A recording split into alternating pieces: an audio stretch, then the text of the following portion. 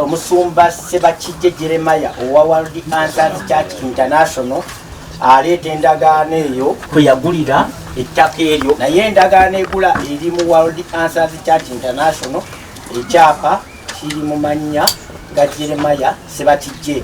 Ne wabeera okusika omugwa wakati wa landlord omupya yeyita Jeremiah Sebakijje ne Christopher Kaweesa ate ne Kawagame yamuguza, ne bagenda mu kooti e Makindye okuva mu 2005 ne bamaliriza nga bavuddeyo ne ruling mu 2011 egamba nti World Answers Church claiming nti yagula ettaka teyalina lokasi kugula ttaka, eyo ruling eyavaamu owekitiibwa minisita. Mu 2006 yajja n'ayonoona ebintu, nze kennyini kamwa koogera namutwala ali mutwala ku poliisi nanneegayirya obutakikola, n'akola endagaano ebintu bye yayonoona n'abisasula mu 2006 endagaano yeeyo. Owekitiibwa minisita tetwakomaawo, twayagala nnyo tukakase ddala ebintu byatugamba bino bituufu ddala ye nannyini kyapa. Twaddukira ku side headquarters ekibuli waggulibwawo omusango okwagala okutegeerera ddala Sebakijje Jeremiah ye nannyini ttaka. Twamaliriza okugenda okuvaayo, twavaayo ne lipooti eya poliisi ng'eraga nti Sebakijje Jeremiah tagulanga ku ttaka kubanga okusinziira ku document eyo kwagulira eyo ye police report.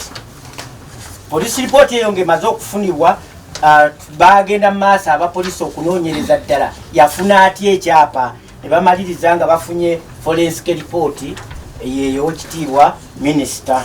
Awo we bankwate ne bagamba yitawo ne gwe tubadde tunoonya wuno, ne banyingiza mu mmotoka eyo eya minibus yali ya green ng'erimu aba military. Mwe bantuuza, bwe baamala okuntuuza tewayitawo yadde eddakiika, obugombe ne buteekako obukulembera Major General Kyamuzi ne banvuga. Tetwatuuka waliwo kalawundi akali awo ku nika, awo bampeseza awo ne bantwala ku Ntebe Road okutuuka e Namulanda. Bwe twatuuka e Namulanda waliwo oluguudo oluvaawo oludda e Lutembe gye banyingiza wansi waliyo ebitoogo, waliyo flags ez'enjawulo zendowooza nti Major General Kyamuzi zazimba. Ne bavaamu bo ne bayingira eyo. Bwe bayingira eyo nze bandeka mu mmotoka nga bandekedde omukyalo wa military eyali ankuuma obutadduka, nembeera mu mmotoka omwo paka bye baakolayo bwe byaggwa. Ebyo bwe byaggwa nga ssaawa zigenda ziri 10 nga kitundu, emmotoka zaatandika buto ne zivugibwa okuyita ebweya ne tugweka jansi mu tawuni n'entwalibwa e Mengo. Bwe natuuka e Mengo owekitiibwa Major General Kyamuzi yava mu mmotoka ye n'agenda mu ofiisi. Waliwo omwami ayitibwa Lukundo yanzija mu mmotoka n'antwala okugoberera Major General Kyamuzi, ne ntuuka ku ofiisi ya Major Kyamuzi eyali obedde ayingidde mu ofiisi nga gaddewo. N'aŋŋamba nindeko eddakiika nga 3. Bwe nalinda ate ne wajja abalala. Bino bye byambuuzibwa, wajja otya ku ttaka erya Pastor Sebakijje kubanga tulina endagaano eraga nti Pastor Sebakijje yagula. Nengezaako okubannyonnyola nti endagaano yeegamba ki, nsobole okubannyonnyola ebyava mu lipooti eyava mu side headquarters ekibuli. Saaweebwa mukisa, wabula baŋŋamba nnyonnyola bwe wajja ku kibanja. Nengezaako okubategeeza nti ekibanja kino kyampeebwa omugenzi Christopher Kaweesi n'eyali mukyala we omugenzi Namakula Oliver. Tebakkiriza. Nengezaako okwongera okubategeeza nti bassebo muva ku gulawundi mu kennyini, musanzeeko ebintu bye musanze olusuku nga lukutte, musanzeeko ekibira kya Kalitunsi, musanzeeko ebikajjo, musanzeeko muwogo, muliiko emizinga gy'enjuki, musanzeeko byonna. Omusumba Pastor Jeremiah Sebakijje abagambye nti bibye nti ife tetwetaaga kumanya ettaka tujja kulitwala. Ne mbagamba bassebo ebisonga zino zizze eno, naye zaasooka dda ne zituuka mu ofiisi ya minisita ebya minisita eyamulonda naffe yeyatulonda. Tetwetaaga kukola ki kuteguliza nsonga ezo, yabalonda naffe yatukola ki yeyatulonda. amazima tetubasobola ejjambiya ekaaba eringa eyimba obuyimbi nga tulinga bali mu kwaya eringa eyimba oli ejjambiya yeyimba vidiyo weziri ekyo kyankwasa nnyo ennaku nenowooza ekyokukola nga sikirina neŋŋamba wa poliisi yali awo nti naye ddala mwagenderedde kyokumala okunsiba ne mulyoka mutuuka ku bintu byange okubyonoona okutuuka awo nga sirina buyambi okugjako okusigala obusigala okwerekera Katonda. Ekyamazima Katonda teyasirika yakola mba ndi nange saamanya nga nkyalina essimu eno ntunulira mukazi wange byandaga enfuna essimu empita okumbuuza oli mu kifo kitulabye ku media ebifaananyi nga bayonoona ebintu kunze ebintu kituufu babyonoona bansibidde wano nange nga njagala buyambi oli naŋŋamba babyonoona nti oliwa saamanya muntu oyo nakati simumanyi yagamba nankankugatte ku poliisi y'e Nateete nangatta ne ku poliisi ya Odi Kampala kati wangatta nentandika okumubuulira nambuuza wavudde wa nemubuulira gye navudde naŋŋamba nti kaŋŋambe bakugjewo bakutwale ku poliisi ya Odi Kampala era ekyo kyakolebwa mu ddakiika nga 3 nga banzireyo bantadde ku poliisi ya Odi Kampala. Osi wa Odi Kampala n'abitawo nagambe tuli suppose kuba eno sife tukola ki tukutwala era ne banzijako statement ne bamaliriza nga nteereddwa bwetyo okutuuka wano ebyo bye nasanze kubanga saali kukulangirawo kiteewo naye nebaza Katonda nina essuubi President Museveni alinamu baminisita ab'ekisanga ggwe kubanga bw'oba osobodde okuva gy'ovudde n'omala ebiseera bye n'ojja mu kyalo eno otaasa abanaku abataliiko ayamba erinnya lya Mukama lyebazibwe. Meja Lukyamuzi bw'ajja bw'ati waliwo omwami omba muyita Jamaali ndi civilian meja eyankwata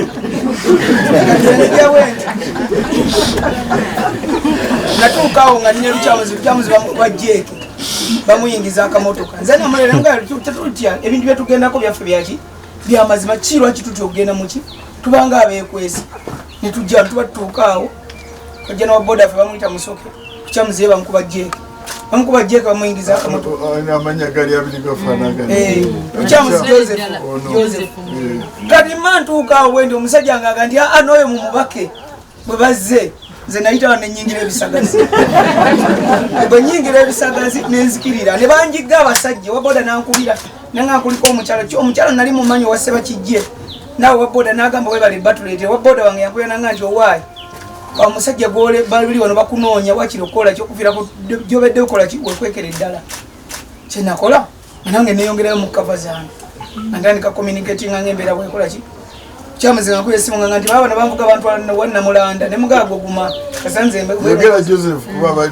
Lukyamuzi Joseph nga mugamba gwe guma kasite bwenu Joseph ne mugaago guma nze kasite bwenu nkoze eki nsigadde mukama we erinnya linayo looyo erinnya lineerabira mu mutwe gwange nenja kukola ki nja kulibategeeza natugamba ML Benz kuba ne ML twatugiinako ki ebifaananyi byayo wano natukwata abasibe natubateeka ku poliisi yawa poliisi yenate tubunanga abantu mbayambire no wansi okubalabanga mbeere no wansi n'omuliro gwotya mumwira omukisa muli mu office okubatuukako kuba kuzigana fe balina akakisa okutuuka we muli fe batono naye ennaku eri ku bantu b'owansi bano tegambika twagenda okutuuka wano embeera yonna eriwo fe batuyiganga bukoko essaawa yo mbunze nemeseza abantu okukola ki pasito okutwala ettaka lyo naye nga bwetunulira pasito ebiwandiiko byalina okuva ku side edikota fayiro bagisanctioninga bwemanya nti fayiro esanctioningwa era naddamu nakolako buli ne bagitwala wa DPP tugenda wa DPP nagenda noono omwami oyo yennyini ne mutwala maaso ga DPP ne mugamba fayiro yaffe eri wano omusajja bino byakola ki byakola kuba baali bakitukozeeko abapoliisi nga bakutta oyo Lukyamuzi era ku ttaka lino Joseph kye baakola poliisi ya CPS nga badde obujulizi bwonna bwe nali nakola statement nayo nakola statement byonna nga babikuulako fayiro baatwala nkalu ngenda okutuuka ewa state ekajansi nga banga nti Lukyamuzi yagaana okukola statement Joseph yagaana okukola statement tebitandise butandise nemugamba state nze nakola statement nono mwami nze namutwala naginjako bamuyita Lubega nangamba fayiro baleese eri blanka ettaka bagenda likola ki state yaŋŋamba nekubwenkanya bafune ku mirembe ebigambo byange sewo ekitundu kino bwe nali sinnakikulaakulanya kugamba nti singa ekikolera nalimirako wano mwana wennyini naye nga era olukusa nalijja mu famire eno ekibanja kino kyekyogerwako kyali omukyala n'omwami kulusooka kozesa n'omukyala nabakola kuva Amakulani Oliver nebajjatandika okusaawa ebintu bino. Omwana omulala yavudde waka najja n'atukubira n'atuganja abaye ekiri waggulu ebitooke babisaawa. Nenkunga bannange betwadde nawe waka wammanga ne tujja. Twagenza okutuuka wano nga gurupu y'abantu nga 40. Tusanga gurupu y'abantu 40 nga basaawa ebitooke nga tugamba mujje namwe tubateme tubatwalireko. Twagenza okulaba ekyamaze twadde abantu nga 6 nga tetubasobola. Ntugezaako okukuba enduulu ne tutuukirira poliisi nga nayo tetulina lisitwe essaawa eyo mu bwangu kubanga abadde basaawa nga balina amaanyi mayitirivu. Ne Mungu yatusobosezza okukwatako abantu 2 era bali ku poliisi e Nateete.